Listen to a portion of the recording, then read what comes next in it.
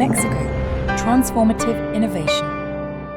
Pues mi Diego, bienvenido a esta sesión de podcast que tenemos aquí. Como sabrán, Diego es una persona que ya no les contará ninguna noticia más que la pura experiencia tuya que has tenido la oportunidad de conocer a través de tus años que has estado aquí en Riviera Maya. Si nos puedes platicar un poco de qué han sido tus primeras impresiones, qué ha sido lo que tú has detectado en el mercado inmobiliario.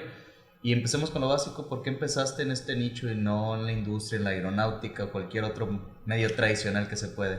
Muy buena pregunta. Bueno, antes que nada, muchas gracias por la invitación. Siempre agradezco la responsabilidad de tener un micrófono porque creo que el mensaje que tenemos que compartir puede llegar a oídos de muchas personas y siempre he dicho que cuando tienes un micrófono la responsabilidad de lo que dices es bien importante. Entonces, el primer agradecimiento es por mantenerme en check de que mi congruencia sea la adecuada, ¿no? Porque el micrófono eso es lo que hace. Entonces, gracias por la invitación. Al contrario, gracias por venir. Y bueno, el tema de la industria inmobiliaria, fíjate que yo he sido siempre sumamente curioso. Entonces, yo llegué a Riviera Maya hace 14 años, pero cuando llegué venía de un mundo corporativo, venía de trabajar en Procter & Gamble, venía de trabajar después en una empresa que se dedicaba a la educación. Trabajé muchos años en Singapur, en Hong Kong, pues prácticamente en todo el sureste asiático.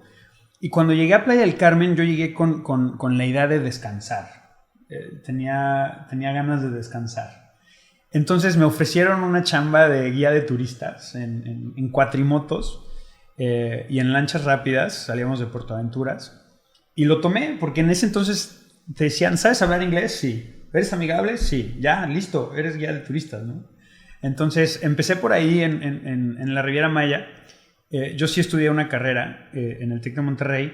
Entonces empecé a implementar ciertas cosas en la empresa donde estaba. De ahí me llamó otra agencia de turismo bastante grande, muy conocida. Arranqué con ellos como gerente de mercadotecnia y como guía también, porque la guiada, el ser anfitrión del destino es una de las cosas que más me ha gustado. Después tuve una empresa de una agencia de marketing y de branding. He hecho muchísimas cosas, siempre he sido muy curioso.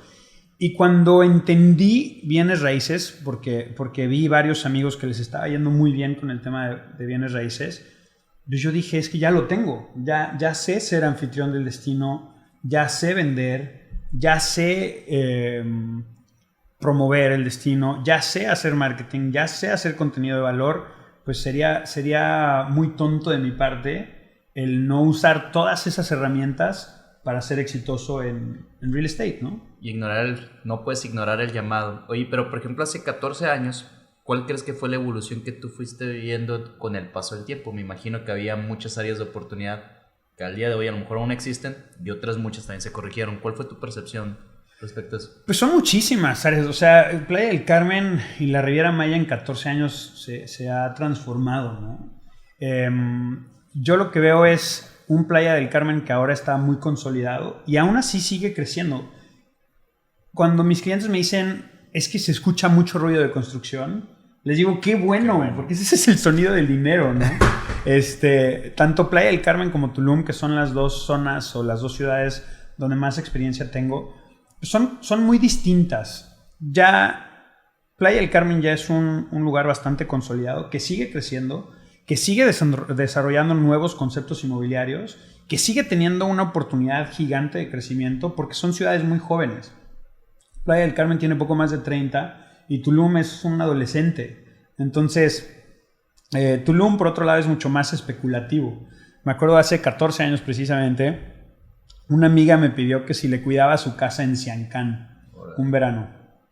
Y le dije, sí, claro, por supuesto, pues era una casa frente al mar. Y en ese entonces, Tulum, existían 3 o 4 lugares en Tulum. Existía el súper aquí, que antes era San Francisco de Asís. Ahí es a donde íbamos a comprar arroz, frijoles y plátanos machos, porque el resto pues lo pescábamos del mar ese verano. Y Tulum era nada, o sea, era un pueblo playero. Y la evolución que se ha visto en Tulum en esos 14 años es impresionante. Muchos arrepentimientos también, porque me acuerdo que cuando era guía de turistas, en ese entonces, uno de mis compañeros me dijo, oye, me están vendiendo unas hectáreas en Tulum a 200,000 pesos la hectárea. Y esas hectáreas hoy en día están en 280, $320 el metro cuadrado, ¿no? Sí, bueno fuera. Entonces, bien, la verdad es que muchísimo crecimiento y muchísimas áreas de oportunidad también. Y por ejemplo, detectando eso, hablando de zonas costeras de México, no sé, Veracruz, Mazatlán, Vallarta, que tienen malecón, ¿a qué sientes que se debe a que no se logró aquí también gestionar como esa parte que a lo mejor puede ser un buen insight, ¿no? Ya empezamos con preguntas que van a generar muy buena polémica. Fíjate que yo creo que uno de los grandes errores de Playa del Carmen en cuanto al plan de desarrollo urbano es que no se planeó con un malecón. Yo creo que una de las cosas que pasó en Playa del Carmen es que hay una ambición muy grande de parte de los desarrolladores y tristemente pues también hay bastante corrupción en cuanto a otorgamiento de licencias y permisos de construcción. Si me preguntaras a mí cuál hubiese sido el desarrollo adecuado de Playa del Carmen, la Quinta Avenida sería de arena. La Quinta Avenida sería el frente a manglares, porque pues, es lo que había, ¿no? Es lo que hay todavía en algunas zonas. Y tendríamos un pueblo o una ciudad bastante distinta, ¿no? Yo creo que la ambición, a veces desmedida de desarrolladores y de hoteleros, de estar exactamente sobre la arena, es uno de los graves errores de Playa del Carmen. Hemos visto que las ciudades que tienen malecones son muy exitosas. Incluso ciudades dentro de Quintana Roo tienen malecones, ¿no? Chetumal. Si nos vamos a Yucatán, también Progreso, bueno, incluso Mahahual. Son ciudades que tienen un malecón. Y eso sirve no nada más para un plan de desarrollo urbano más óptimo, sino también para el tema de mantenimiento de playas y manglares, ¿no? Yo visualizaría, si hubiera llegado yo a Playa hace 30 años, y lo platiqué con muchos de los desarrolladores que llegaron en esas fechas, pues la idea era esa, ¿no? Que la Quinta Avenida fuera, sí, un área peatonal. Cuando digo de arena, pues exagero un poco, pero sí un área de adoquín, hermosa, y que tengas vista al mar. Entonces no estaría tan competido el metro cuadrado, ¿no? Dice un dicho ahí en un restaurante de Yuca que fui, si está lleno es porque está bueno y aún así se vendió, ¿no? O sea, finalmente yo creo que también se vivió aquí un fenómeno que me gustaría recalcar porque es algo que fue yo creo que un parteaguas, a lo mejor al poco tiempo que tengo aún de conocer el mercado. Pero cuando vino pandemia, pues aquí fue un punto principal, no simplemente a nivel nacional, sino a nivel internacional, de que se podía tener una buena vida, ¿no? Es correcto. Creo que, mira, ahí es una parte muy interesante de hablar del desarrollo inmobiliario en destinos turísticos. Porque hay destinos que son puramente residenciales, que tienen un crecimiento completamente distinto a lo que se ha visto en Playa del Carmen o en Tulum. Entonces, parte de ese crecimiento en Riviera Maya es porque el principal atractivo del estado es turismo. Entonces, eso también tiene que ver mucho con cómo se ha desarrollado la ciudad y cómo ha ido cambiando en cuanto a demografía. O sea, también ten en cuenta que Playa del Carmen es una ciudad que creo que cuando yo llegué hace 14 años éramos menos de 200,000 habitantes. Creo que ahorita ya estamos pegándole a 400,000. Hay muchísimo crecimiento. Cada vez vienen más familias de diferentes lugares de México a vivir aquí. Entonces, el hecho de que sea un sitio residencial turístico hace que el crecimiento sea completamente distinto y la dinámica de crecimiento sea distinta. La pandemia lo único que hizo es acelerar ese proceso. Jaló a gente, jaló la atención. Quintana Roo, especialmente Playa del Carmen y Tulum, jalaron la atención de todo el mundo porque es turístico. Y cuando se dieron cuenta de que en este lugar turístico también se pueden hacer inversiones inmobiliarias para participar en ese crecimiento turístico, entonces se vuelve una muy buena congruencia comercial entre ofrecer residencial en un destino turístico. Entonces es de los pocos lugares pues, del mundo donde se presenta esa grandísima oportunidad de no solamente vivir bien como huésped turístico, sino también como inquilino de tiempo completo, ¿no? Porque estamos considerando que apenas vienen las primeras generaciones, porque ¿cuánto tiene Playa? 33, 30 años más o menos, ¿no? Por ahí. Y apenas están llegando las primeras generaciones y las primeras familias, incluso ya pensando en necesidades de escuela, de estudios, porque antes no había, me imagino. Es correcto. Y esa es otra cosa, por ejemplo, yo me acuerdo, Playa del Carmen, cuando nos invitaban a alguna fiesta en el Ejido, que ahora pues ya es una parte que está teniendo un crecimiento brutal por la Diagonal 85 y demás. De hecho, por donde están sus oficinas. Es correcto. Es una zona donde está La Joya, donde está Bambú, donde está el de Serena, Leda, todo eso. Era lejísimo. Vale, sí. No existía nada. O sea, esa cantidad de desarrollo inmobiliario que se ha hecho ha sido rapidísimo y es por la grandísima necesidad de tener una ciudad funcional. Entonces, Playa del Carmen, o sea, a mí me tocó todavía Playa del Carmen cuando estaban apenas construyendo el segundo piso de la carretera. Me acuerdo que esa era la gran obra de ese año, de 2010. Debe haber sido 2009, 2010, 2011. Y de repente, como palomita, estalló Playa del Carmen. O sea, el famoso mapa ese que vemos de Google del crecimiento de playa es sorprendente. Y es por eso, y es bien interesante analizar la data de por qué la gente se está viniendo a vivir aquí, ¿no? 100%. Y ahorita, después de este lapso que viene pandemia, que viene todo esto a flote, pues hubo mucho auge, sobre todo que tenemos relación mano a mano con los brokers y desarrolladores. Y de repente, ¿cuál es tu percepción? Porque salimos de una pandemia y dicen, ¿se desaceleró el mercado? ¿Se desaceleró el mercado o realmente está bien el mercado? Pues, mira, sí hay una desaceleración, definitivamente. Se puede ver en números, pero cuando tú metes en un análisis algo que es extraordinario, como el caso de la pandemia, es meter un pico que si no hubiese existido la pandemia es obvio que no hubiese existido ese pico. O sea, no es un Entonces es un mercado artificial, o sea, no tanto artificial porque sucedió, pero manipulado por factores extraordinarios, ¿no? Entonces, la pandemia lo que generó fue muchísima demanda porque la gente, después de estar encerrada tanto tiempo, yo creo que mucha gente que tenía capital tuvo el tiempo para pensar dónde voy a meter ese capital. Y no nada más dónde voy a meter ese capital, qué estilo de vida quiero vivir. No nada más cambió el tema inmobiliario, cambió el estilo de vida de la gente. El tema de home office, cómo vive la gente, la cantidad de trabajos remotos. El nómada digital, por ejemplo, pre-pandemia, tú pensabas en nómada digital y era un tipo que tal vez estaba en Bali, después en Tailandia y después en México y hacía páginas web o fotografía o diseño gráfico, ¿no? Ahora la gente que está trabajando remotamente son directores o CEOs de empresas multinacionales que post-pandemia tuvieron la oportunidad de mantener su trabajo en casa, porque nos dimos cuenta que el ser humano sí puede ser productivo en casa y además hay menos tráfico y menos gastos y menos, infinidad de beneficios en estilo de vida que salieron, ¿no? Entonces la gente voltea a ver México porque en México se vive un estilo de vida muy bueno. Muy bueno. O sea, México es un país extraordinario y pues afortunadamente la pandemia hizo que la gente volteara a ver México. En ese entonces los desarrolladores estaban asustados, entonces evidentemente hubo muy buenas oportunidades de compra porque el desarrollador decía, necesito cash flow, estamos en pandemia, tengo todo frenado, necesito recuperar fuerza, ¿no? O en este caso recursos. Entonces hubo muy buenas oportunidades. Yo tengo clientes que compraron en pandemia que les fue extraordinariamente bien y el efecto post pandemia, que para mi gusto duró 3 años, el 2021, 22 y la mitad del 23, pues generó una muy buena movilidad de unidades. Se frenó mucho el movimiento a partir de agosto de 2023 y ahorita se empieza a recuperar. Me gusta profundizar en este tema porque son muchas cosas que se conjugan para entender qué carajos está pasando, ¿no?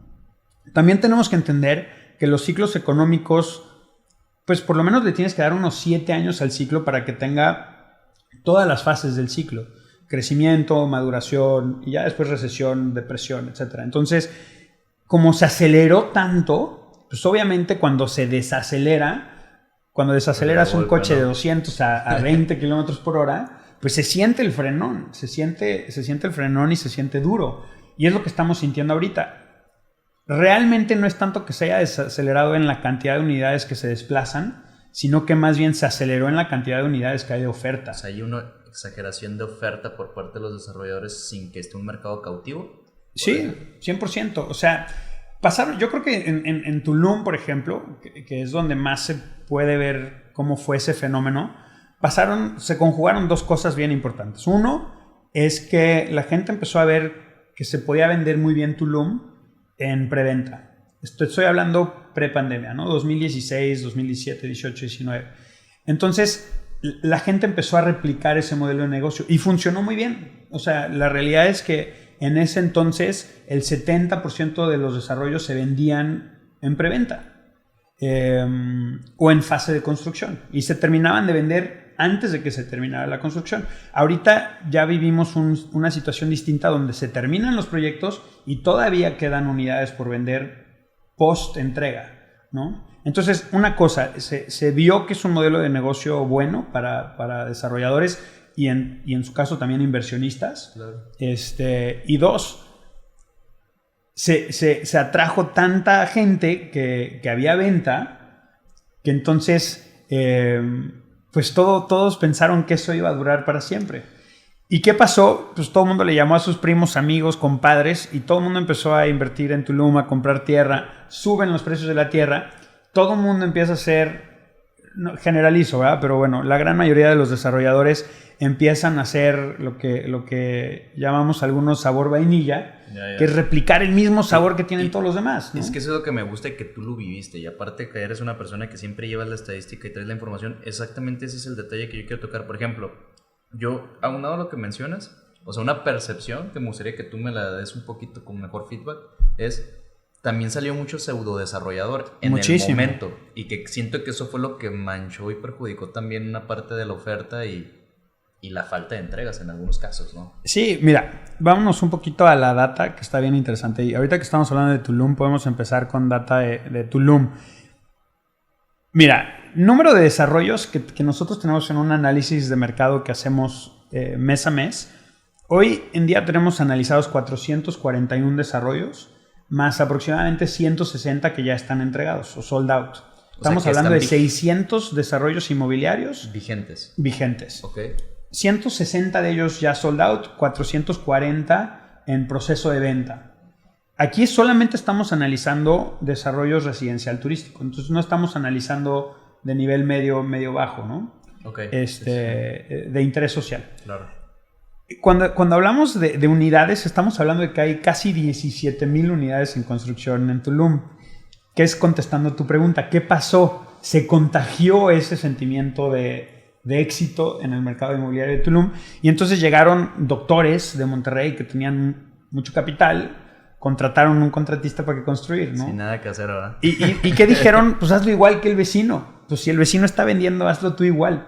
Y así llegó, o sea, nosotros de esos 440 desarrollos, calculamos que más o menos el 60% es de desarrolladores que tienen ya reputación en la zona y experiencia, y el otro 40% son desarrollos... Al aire, ¿no? Sí, son desarrollos nuevos, de desarrolladores que están incursionando apenas en el negocio inmobiliario, y tristemente de esos 440 desarrollos, calculamos que más o menos entre 80 y 120 están con las obras frenadas, ¿no? Entre 80 y 120 con obras frenadas, que me imagino que, bueno, le puede pasar a cualquiera, pero un poquito más de los pseudo desarrolladores. Pues sí, ya cuando te metes a analizar, bueno, ¿quiénes son los que tienen obra frenada? Pues la gran mayoría de ellos son gente que no tenía experiencia. Y a lo mejor muchas personas no entienden esto y a lo mejor valdría mucho la pena que lo expliques, porque sobre todo cuando van a entrar inversionistas se preguntan los niveles de riesgo según te metes en una preventa, ¿no? Las razones por las cuales, o lógicamente que sin quedarse sin recursos, que se frena una obra. ¿Por qué se frenan aquí las obras a lo mejor en Tulum o Playa del Carmen hablando específicamente? ¿Por falta de recursos? ¿Por permisos? ¿Por qué razón? Pues es una combinación de las dos. O sea, sí, el tema de la burocracia y de la corrupción en el tema de permisos y los tiempos es complicado porque obviamente el ayuntamiento está sobrepasado, ¿no? Son demasiadas solicitudes por licencias de construcción. Entonces el tiempo es uno de los factores.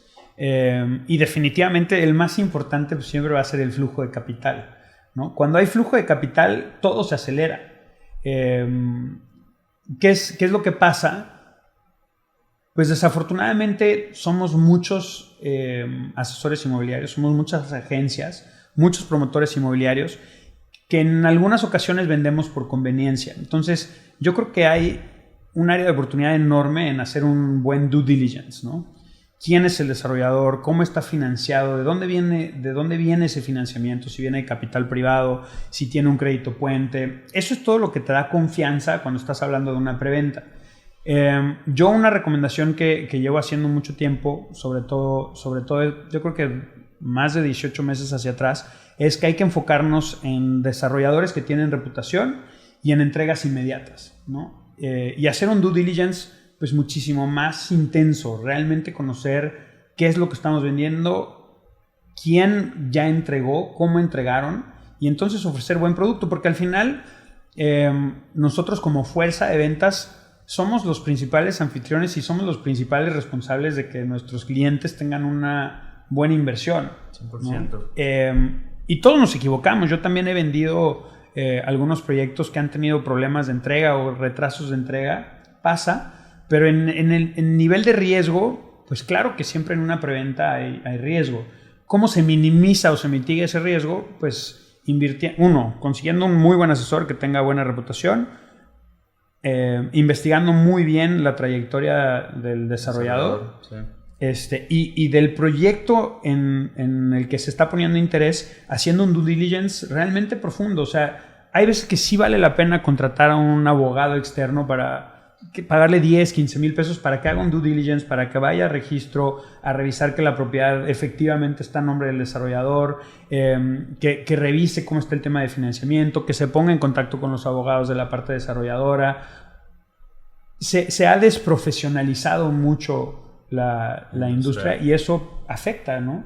Y al final, ¿qué es lo que pasa? Que los buenos desarrolladores terminan sus proyectos, pero tienen de vecinos proyectos frenados. Y eso impacta mucho en aspecto visual y obviamente en confianza, porque al final, no estamos vendiendo nada más metros cuadrados, estamos vendiendo confianza, bienestar, 100%, estilo de vida, plusvalía, patrimonio, claro, retorno. Entonces, es un poquito más complicado, ¿no? No, pues me queda claro. Y viendo de todo esto, los que traen los desarrolladores, ¿existe alguna tipología correcta? Por ejemplo, aquí mucha gente no conoce tal cual el estudio, ni siquiera saben la razón por la cual se generó aquí los estudios. Sí. Y ahora dicen que el mercado evoluciona, el estudio es viable. ¿Qué es un estudio? Si lo puedes también definir para explicarlo. 2 recámaras, 3 recámaras, villas, ¿qué es lo que realmente el mercado, a tu percepción y estudio, dice que demanda hoy? Pues mira, lo que nosotros analizamos es cómo va la absorción del mercado, ¿no? O sea, en otras palabras, ¿qué porcentaje del mercado se está absorbiendo? De las unidades totales, ¿cuántas se están vendiendo mensualmente, ¿no? Para empezar, el estudio es un monoambiente, es prácticamente una suite hotelera. Correcto. Que ya cuando estamos hablando de residencial turístico, pues es prácticamente una suite hotelera con cocineta. Eso es un estudio, ¿no? En promedio 30, 35 metros cuadrados. 40 ya es un estudio, entre comillas, grande, ¿no? Entonces, ¿qué pasó? Definitivamente hay una necesidad de estudios. Lo que pasó es que el estudio hace un muy buen complemento con el cliente aspiracional, con la audiencia que quiere pertenecer al mercado inmobiliario de Tulum, que quiere decir tengo un depa en Tulum. Entonces, evidentemente el presupuesto de entrada de un estudio pues, es el más bajo del mercado, entonces se vuelve atractivo para el cliente aspiracional. Ahora, ¿qué pasa? Pues que una cosa es que haya suficientes estudios para satisfacer la demanda vacacional y otra es que se genere una sobreoferta de estudios con este mismo diagnóstico de decir, hay una audiencia que quiere invertir 120, 130, 160 mil dólares, vamos a hacer estudios porque claro, eso es lo que hay que hacer de acuerdo al metro cuadrado y etcétera, ¿no? Entonces, pues eso se salió un poquito de las manos. Hay muchísimos estudios en venta, o sea, la sobreoferta de estudios es enorme, o sea, existen todavía más de 7,500 unidades disponibles en venta en Tulum y más o menos el 50% de esos son estudios, ¿no? Entonces hay una competencia brutal en el tema de estudios y pasa que, como hay tantos, pues evidentemente la competencia se genera a la hora de rentarlo. Entonces, si hay, déjame decirte cuántas unidades hay en Airbnb, pero más o menos son 18,000, 13,000, 14,000 unidades disponibles según AirDNA en Tulum para renta vacacional. Son muchísimas. O sea, si seguimos este mismo ritmo, O sea, ahorita ya hay más departamentos O sea, en rentas esas, pero vacacionales. son disponibles más Disponibles, las que vienen. más las que vienen, exactamente. Entonces, vamos a duplicar la oferta hotelera de Tulum en metros cuadrados de propiedades de rentas vacacionales. ¿Y qué es lo que pasa? Que pues, cuando hay tantísima competencia, la gente que tiene estudios tiene que competir o por concepto, o por ubicación, o por precio. Y en el tema de Airbnb pues, se convierte en una competencia por precio. Entonces, si antes había pocos estudios y se rentaban en $140 la noche, y ahora hay 5 veces más estudios, pues se ve impactado el precio de renta vacacional. Ahorita tú te puedes quedar en Aldea Samá en un estudio por $35 la noche. Oye, y no sé si traigas el dato, pero por ejemplo, de esos 13,000 estudios más los que viene, ¿cuántas personas están visitando promedio mensualmente? Tal vez Tulum o Playa del Carmen. Bueno, ahí los números de visitas, ahí es donde yo siempre le digo a todo el mundo que la audiencia captiva ya la tenemos. O sea, la cantidad de gente que viene al destino es una locura. Estamos hablando, por aquí lo tenía, que son obviamente millones de personas. Ahorita te voy a decir. Que hasta se siente poco. Para empezar, comparando números, que eso es a mí lo que me gusta, más que nada para poner las cosas en perspectiva, ¿no? El mercado inmobiliario de Tulum, todas las unidades que hay en venta ahorita, son más o menos $3.6 billones en 17,000 unidades. 3.6 billones de dólares. Pero la derrama económica por turismo en la Riviera Maya de 2023 fue 19 billones de dólares. Derrama económica es lo que ponemos, lo que pone el inversionista. Es lo que gasta el inversionista en venir a turistear, ¿no? Que más o menos, hice el cálculo, si son 12 millones de visitas a la Riviera Maya al año, es como si cada persona que viene a la Riviera Maya gastara $1,500 en su viaje. ¿Okay? Ese número antes era mucho mayor. Antes la gente venía a Riviera Maya y su derrama económica por persona era casi el doble, $3,000 por persona. Se abarató un poquito el destino, en otras palabras, ¿no? Entonces, vienen ya a Riviera Maya entre 10 y 12 millones de personas al año. Y tenemos 7,000, casi 8,000 unidades disponibles en Tulum y más o menos lo mismo en Playa del Carmen. Pensarías que no necesitamos más gente o más audiencia para satisfacer o para que se cumpla la venta de toda esa oferta. Pero en billones de dólares, el mercado inmobiliario de Playa del Carmen más Tulum, estamos hablando que casi son 7.4 billones de dólares. Porque son 3.6 de Tulum y 3.7 en Playa del Carmen. Aunque en Playa del Carmen con muchos menos desarrollos inmobiliarios. 188 en comparación de 441 ¿Y ahorita aquí Tulum. tiene más turismo, Tulum o Playa? Pues fíjate que los números, o sea, es bien difícil de calcularlos porque antes teníamos esa estadística a partir de la ocupación hotelera, ¿no? Yeah. Y de cuánta gente llega a los aeropuertos. Pero ahora mucha de la gente que viene a la Riviera Maya es multidestino. Sí, es lo que te voy a decir, pasa. O sea, la gente viene 10 días o 7 días y se quedan 3 noches en Tulum y 3 noches en Playa del Carmen. Y tú sientes, no sé, viéndolo ahorita con todas las necesidades, de hecho me acuerdo que una plática previa que tuvimos tiempo atrás, decían de la necesidad que los desarrolladores necesitan hacer en la zona para también reactivarla. ¿Sería obligación de un desarrollador también reactivar o buscar la manera de poder captar mayor turismo a la zona? Pues mira, yo di una plática el viernes en Real Talks y algo de lo que platicaba es que somos un ejército de ventas enorme. O sea, el mercado inmobiliario, hablando de los asesores inmobiliarios, los promotores inmobiliarios, desarrolladores, agentes independientes, agencias, master brokers, claro que somos los responsables de hablar bien del destino. Somos los responsables de hablar de lo fregón que es este destino, no nada más en lo turístico, sino también en el estilo de vida. Sí es responsabilidad nuestra y más que nada, la responsabilidad del desarrollador está en seguir haciendo proyectos conceptuales. En el momento que los desarrollos pierden el concepto del destino donde están, se rompe el contexto del destino. Y cuando se rompe el contexto del destino, la gente deja de invertir en el destino. Porque ¿quién quiere venir a Tulum para estar en un departamento que podría ser exactamente igual a uno en Ejército Nacional en Ciudad de México? Nadie quiere esa sobredensidad. La gente quiere venir a sentir Tulum. Quiere los materiales de Tulum. Entonces, la responsabilidad del desarrollador está en generar conceptos que sean ad hoc a la zona, y la responsabilidad del vendedor, promotor o asesor inmobiliario está en seleccionar muy bien cuáles son los desarrollos que van ad hoc al destino y que esos sean los desarrollos a ofrecer. Porque, pues tristemente, la gente se mueve por dinero y muchas veces venden donde más les pagan comisión, independientemente 100%. De qué consecuencia tenga en el destino de ese desarrollo, ¿no? O independientemente si se vaya a terminar o no ese desarrollo. Y viendo esto, ¿cuál dirías que son los 3 errores más comunes que cometen los desarrolladores? Pues mira, híjole, tengo como 10 en la lista, pero 3. Yo creo que uno es precisamente eso, ¿no? El no conceptualizar, el hacer lo que está haciendo el vecino.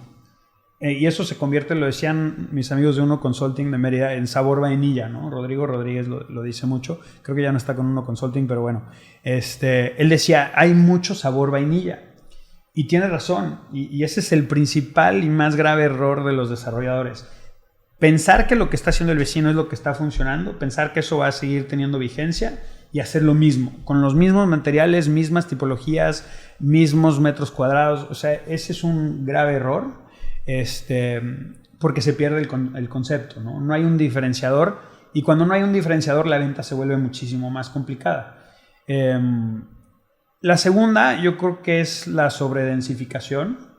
Se ha hecho muy fácil pagar sanciones o sacar licencias de construcción con algunos metros cuadrados de construcción adicionales. Entonces se sobredensifica la zona, ¿no? Eso sobre todo en el tema de Tulum. Porque, ojo, yo estoy de acuerdo y me gusta a mí el desarrollo vertical. De hecho, yo preferiría... Por ejemplo, si estamos hablando de una cuadrícula de 9 hectáreas, yo preferiría que se exploten 3 hectáreas y 6 fueran de áreas verdes. Muy bueno. Y que esas 3 hectáreas tuvieran un permiso de verticalidad enorme, ¿no? Porque dejas espacios a los alrededores. Entonces, ese es otro grave error, la sobredensificación. Y el tercero, yo creo que no hacen suficiente análisis del mercado. Y cuando digo análisis del mercado, me refiero, no hacen suficiente análisis de qué ya está en construcción, quién es su competencia, y mucho menos análisis de quién está viniendo y cuáles son las necesidades de quién está viniendo. Si existiera un análisis muchísimo más profundo de parte de los desarrolladores, estarían haciendo unidades completamente diferentes a lo que se está haciendo ahorita. Mucho más también para la gente que está viniendo a vivir, y habría zonas de vivienda mucho más bonitas en cuanto a plan de desarrollo urbano. Y viendo todo esto, ¿cuál crees que dirías que serían las nuevas tendencias que se tendrían que estar provocando en la zona? O sea, ¿qué es lo que está al día de hoy solicitando el mercado? Llámese tipologías, llámese conceptos, ¿qué es lo que se está demandando hoy en día? Pues mira, en temas de Playa del Carmen se está demandando mucho casa-habitación de 3, 4 recámaras para familias, porque cada vez viven más familias aquí, o sea, ¿no? ya se más ciudad ya, ¿no? Ya se consolidó el destino. En el tema de Tulum sigue siendo un destino de mucha especulación. Gran parte de la razón por la que los inversionistas llegan es porque quieren incrementar su patrimonio a través de plusvalía o de retorno de inversión, ¿no? Ahora, ya vimos que con el tiempo que las inversiones chiquitas, y no es por menospreciarlas, no tienen tanto efecto como las inversiones grandes. La tendencia de lo que dicen los números es que las propiedades muy grandes, en el caso de Tulum, privadas, son las que están teniendo ahorita mucho auge, más que nada por la cantidad de retorno que están teniendo y la demanda tan grande en cuanto a rentas vacacionales. ¿Por qué? Porque cada vez vienen más grupos, despedidas de solteros, retiros, etcétera, ¿no? Entonces, casas grandes de presupuestos multimillonarios se están moviendo muy bien y están dejando una derrama económica súper interesante en el tema de rentas vacacionales. Ahora, no nada más es construir una casa grande, es todo el concepto y todo el servicio que se ofrece. Entonces, más allá de los metros cuadrados, algo que creo que se pierde mucho de vista es cómo va a ser el servicio postventa. ¿Cómo le hago para que esa unidad sea atractiva para el huésped final, ¿no? Y es un buen punto. O sea, tú dirías que actualmente existen empresas que puedan dar ese soporte de postventa para poder colocar las unidades en el mercado. En cuanto a temas de rentas vacacionales, fíjate que han incursionado muchas empresas, de nombres chicos y nombres grandes en cuanto a dimensión de las empresas, y ha sido muy difícil mantener constancia. No quiero hablar de nombres, pero ha habido muchas agencias que tenían miles de unidades, algunas que ustedes conocen muy bien por la empresa, que de la noche a la mañana tronaron y que soltaron el servicio y la administración de cientos de depas de rentas vacacionales. Por eso es que el servicio exquisito, el servicio premium, el servicio de white glove, de guante blanco, funciona muy bien. Y las villas o los hoteles boutique o los desarrollos pequeños que tienen administradores que realmente están enfocados en el detalle son los que están teniendo mucho éxito. Ojo, Tulum no porque haya sobreoferta ha dejado de ser buen negocio. Lo que pasa es que el 80% del producto que se está vendiendo es sabor vainilla. Pero hay un 20% de producto, incluso estudios, que están extremadamente bien decorados, que están muy bien posicionados, que tienen un servicio de concierge extraordinario, que hacen que el cliente o el huésped viva una experiencia muy Tulum o muy playa en el caso de playa. Y esos desarrollos siguen teniendo buenos retornos de inversión. Ya no es como antes, que era la gran mayoría de los departamentos tienen esos retornos de inversión, ya son más rebuscados, pero existen casos de éxito extraordinarios. ¿Cuál es el aprendizaje ahí? Hay que desarrollar conceptos y hay que dar un servicio exquisito en cuanto al tema de rentas vacacionales, ¿no? Me queda claro. O sea, y ahorita si lo vemos en el tema de absorción de ventas, ¿tienes algún dato de como cuánto se esté vendiendo mensualmente en Tulum y en Playa? Sí, claro. Mira, yo lo tengo siempre comparado mes a mes. Entonces, por ejemplo, mira, vamos al reporte de agosto. O sea, yo tengo calculado, por ejemplo, yo sé cuántas unidades de cada tipología se venden mes a mes. En agosto, en Tulum se vendieron 149 unidades, que es muy poquito en relación a lo que movíamos pre-2023, ¿no? Antes se movían en promedio 250 unidades al mes en Tulum. Ahorita se están moviendo 100, 150, 170 un buen mes. Y eso, en porcentaje de absorción, es bien interesante porque nos dice más o menos cuánto tenemos de sobreoferta.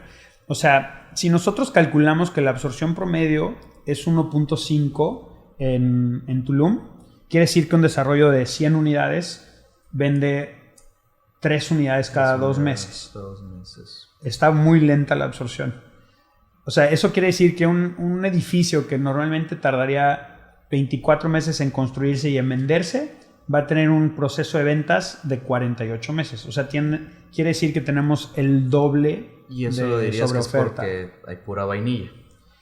No nada más porque hay pura vainilla, porque hay muchísimas unidades en venta. O sea, ahorita la cantidad de competidores que hay en el mercado es nunca antes visto. Entonces, se siguen vendiendo muchas unidades, pero ahora hay muchísimas más unidades en Anaquel, ¿no? ¿Cuál sería tu recomendación para poder sobresalir o diferenciarte de un mercado altamente saturado de unidades similares? ¿Como para quién? ¿Para el desarrollador? ¿Para el inversionista? ¿Para el comprador? Como para promover el desarrollo, es decir, como desarrollador o como broker, ¿cómo diferencio un desarrollo de otro? Sabiendo que pues obviamente volteo y hay otros 15 desarrollos a mi lado que puedo elegir. Pues como broker inmobiliario, si no tienes el compromiso de ser agencia de master broker, es bastante sencillo porque tienes acceso a una cantidad enorme de inventario. Y bueno, no nada más es sentido común, pero si tienes experiencia en la zona, puedes diferenciar qué desarrollo es de un sabor distinto, ¿no? Qué desarrollos tienen sabor, qué desarrollos tienen esencia, qué desarrollos cuidaron el medio ambiente o cuidaron el espacio en donde están, cumplieron con la vocación del terreno. Eso se siente, o sea, se ve y se siente. Y hay desarrollos buenísimos, o sea, hay lugares excepcionales, tanto en Playa del Carmen como en Tulum. Hay lugares mágicos, ¿no? 100%. Y eso se siente. Cuando entras a un lugar y no se siente esa magia, pues ahí no es. Y eso se ve en los números, o sea, los desarrolladores que tienen concepto, o sea, que tienen diferenciadores, su absorción se va hasta 3.5% mensual. Los desarrolladores que no tienen concepto a veces están en el 0.7% de absorción. Ya. Es una diferencia abismal en tiempo. Y yo, por ejemplo, vengo de comercializar en diferentes partes de la República Mexicana y yo veo que las condiciones, ni una condición en ninguna otra parte, o a lo mejor a excepción de Yucatán, tiene condiciones tan favorables para los brokers como lo es aquí. ¿Por qué pasó eso? Qué buenas preguntas tienes hoy. Pues... Queriéndose conocer porque todo, ¿no? la fuerza... Híjole, es que la fuerza de ventas de Riviera Maya está bien consentida. O sea, eso es definitivo. Y eso es uno de los puntos donde a veces tengo que tener mucho cuidado de cómo lo expreso, porque sé que a mucha gente no le va a gustar. Claro. Yo creo que hay varias cosas que están sucediendo. Uno, existe algo en esta zona que es el tema del Master Broker, ¿no? Que para quienes no saben qué es el Master Broker, es prácticamente una agencia que tiene la exclusiva de un proyecto y promueve a través de otras agencias o a través de otros asesores o a través de una fuerza de ventas que no es in-house. Entonces llevan, en otras palabras, la responsabilidad de la venta y de la promoción de los desarrollos, cobrando comisiones que a veces son bastante altas, ¿no? Y el hecho de que se paguen comisiones tan altas aquí es también por la cantidad de competencia que hay. ¿Por qué? Porque los desarrolladores tienen que competir por concepto, por precio o por comisión. ¿Qué tan bueno es mi concepto? ¿Qué tanto atrae al cliente final? Y de hecho hay desarrollos que ni siquiera tienen Master Broker y ni siquiera se promueven a través de agencias. Son tan buenos desarrollos que el cliente final llega directo a ellos. Hay muchos casos, bueno, no muchos, pero hay pocos casos así que me parece extraordinario, porque entonces en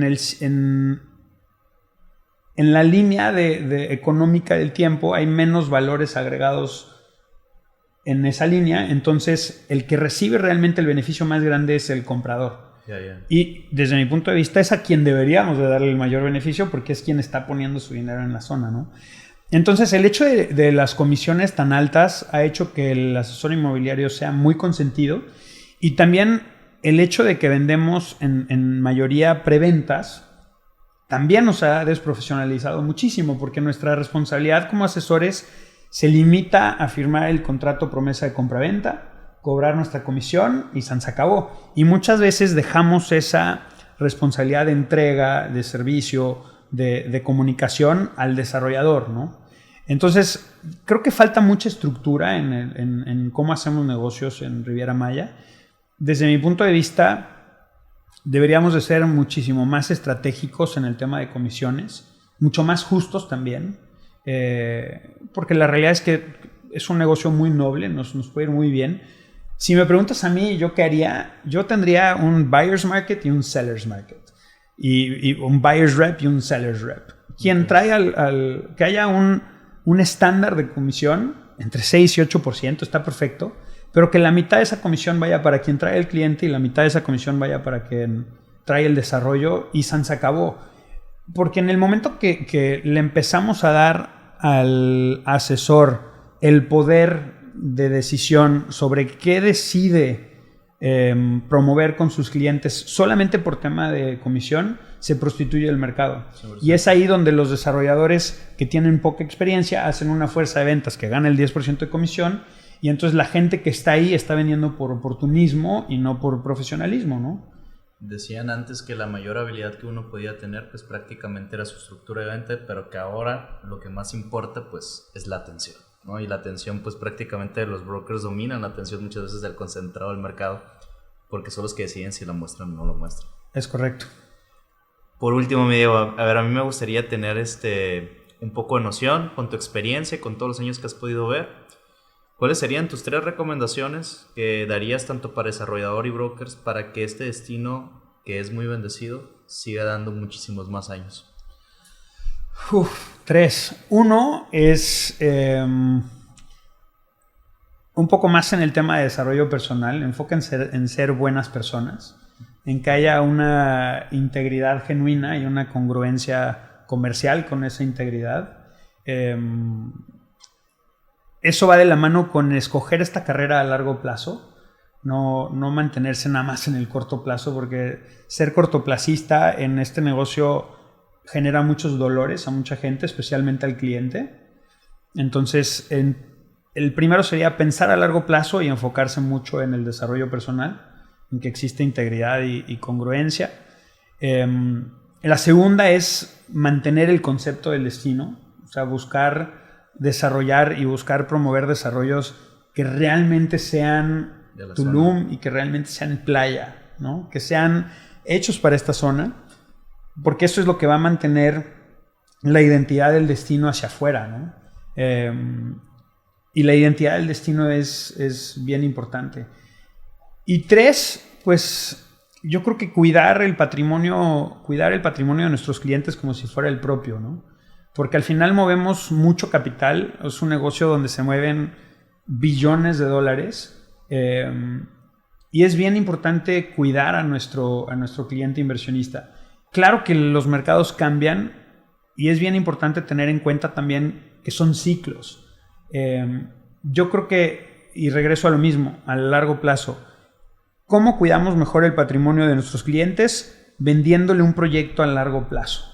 Creo que en el momento en el que dejemos de vender el corto plazo, el gana mucho dinero ya desde ahorita, desde que inviertes y desde que te entrego tu unidad, y vendamos el largo plazo, vendamos una proyección más a largo plazo y tengamos compromiso con eso que estamos vendiendo, yo creo que al destino le va a seguir yendo bien. Porque, ojo, el destino sigue siendo el destino independientemente de cómo lo tratemos. O sea, Playa del Carmen sigue siendo hermoso, Riviera Maya sigue siendo uno de los mejores lugares del mundo, Tulum es extraordinario. Claro, ¿no? Y va a seguir siendo extraordinario. Dicen, o sea, si México se encuentra dentro de los países más visitados a nivel mundial, no es por los otros destinos, es por Riviera Maya prácticamente.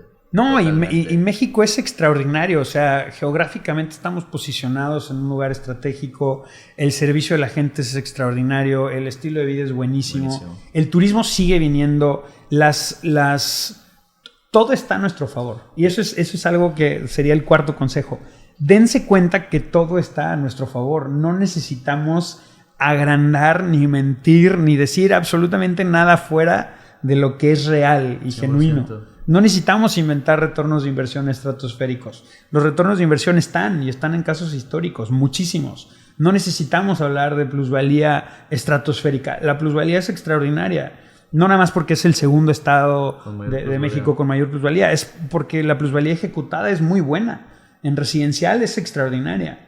O sea, no necesitamos sobrevender el destino. El destino ya está. Solamente necesitamos ser cuidadosos. Es lo único, ser cuidadosos y cuidarlo como si fuera un bebé, porque eso es, ¿no? Y es lo que es. Por último, ahora sí ya, ¿cuál sería el siguiente destino que tú le ves a Quintana Roo, si es que existe? Y prácticamente, ¿qué es lo que le espera al mercado en este último trimestre y este año que comienza? Bueno, primero con la segunda pregunta. Yo creo que los siguientes 3 meses, octubre, noviembre y diciembre, van a ser un poquito complicados. Sí viene mucho turismo, pero tenemos que saber que al tema inmobiliario lo afectan muchos factores, y uno de los que afectan mucho es el tema político, no nada más de México, sino también de los países donde es nuestra mayor audiencia, que es Estados Unidos y Canadá. Y bueno, el tema de que haya cambio y transición tanto en México como en Estados Unidos hace que haya incertidumbre sociopolítica, ¿no? y económica. Entonces la gente se espera un poquito. Viene mucha gente en cuanto a turismo, vienen 3 meses de una temporada alta bien interesante, entonces es una muy buena oportunidad para promover, e históricamente podemos ver que febrero, marzo, abril son meses de muy buenas ventas, porque es toda la gente que viene en octubre, noviembre, diciembre a vacacionar y a hacer un scouting de propiedades, ¿no? Entonces viene mucho turismo. Yo creo que 2025 va a ser un año muy productivo. Yo creo que viene bastante bien. Los números por lo menos dicen que mes a mes hay un poquito de crecimiento. Y históricamente sí, a través de, desde 2018 que tengo data, febrero, marzo son extraordinarios meses como consecuencia de los últimos semestres del año, ¿no? De los últimos trimestres del año. ¿Y cuál era la otra pregunta? ¿Cuál es el siguiente gran el destino? siguiente gran Si es que destino. existe, y si no, ¿cuál es el que se va a quedar? Pues mira, es una excelente pregunta. A mí me encanta que Playa del Carmen ya está consolidado, va a seguir creciendo. Lo que tiene Playa del Carmen que está muy interesante es que tiene complejos que están aún en crecimiento con mucha tierra virgen para crecer, ¿no? Como Corasol, bueno, Playa Car, que ustedes también tienen un desarrollo en Playa Car. Ahí ya es más escasa la tierra, pero Playa Car es un clúster inmobiliario bien interesante. Playa va a seguir creciendo en cuanto a residencial turístico, sin duda, más en cuanto a residencial. Tulum, yo creo que en los próximos 7 años se va a convertir también en un destino consolidado. Ya no va a ser tan especulativo. Viene infraestructura, hay cosas que ya se están logrando y el plan de desarrollo urbano de Tulum es bastante bueno. Sí. O sea, si lo analizas, la verdad es que está bastante bien hecho. Si se respeta, Tulum tiene muy buen potencial. Y bueno, y me da miedo hablar de otros destinos. A mí me gusta mucho Bacalar. Le veo mucho potencial. Le veo mucho crecimiento. Es un destino precioso. Lo que sí es que hay que cuidarlo. Hay que cuidarlo mucho, mucho, mucho, ¿no? Y bueno, y la Riviera Maya en general le queda muchísimo por crecer. Algo que quiero añadir es cuánto le estamos exigiendo a Tulum, ¿no? Se nos olvida a veces que Tulum es... Imagínate un niño de 5 años, ¿no? Es un toddler todavía. Se va a levantar y se va a pegar en las esquinas de las mesas y se va a caer y se va a tropezar y va a llorar. Es un niño. Entonces siento que a veces le queremos exigir a Tulum que nos resuelva problemas de física cuántica cuando apenas tiene 5 años. Hay que darle chance a los destinos de que maduren. No podemos sobreexigirles a los destinos. Entonces yo creo que el también tener conciencia del momento presente, en dónde estamos en ese ciclo económico, es bien importante para tener éxito y también para podérselo compartir a nuestros clientes de una manera educada y sana. Entonces, en general, Quintana Roo tiene todavía muchísimo potencial. Afortunadamente, todo México tiene potencial. México. O sea, ahorita estamos hablando de Todos Santos, de Los Cabos, de Sayulita, de Puerto Escondido, de Riviera Nayarit, sí. de Punta Mita. O sea, México está extraordinario. Algo que yo he querido impulsar mucho es, hay que convertirnos en vendedores de México, ¿no? Yo creo que las empresas de agencias inmobiliarias que les va a ir muy bien en los próximos, bueno, de aquí al cierre de 2030, en los próximos 5 años, 6 años, es quienes tengan la visión de promover México. No tanto solamente Riviera Maya, ¿no? Pues excelente, mi Diego. Digo, te agradezco el tiempo, el conocimiento, sobre todo el número, para no dejarnos tampoco especular nomás por lo que se dice, sino por lo que es. Y claro. Pues bueno, gracias por haber venido aquí. No, hombre, mi Alex, muchas gracias a ti. Pues al contrario. Aquí estoy a la orden. Muchas gracias. iMexico. Transformative innovation.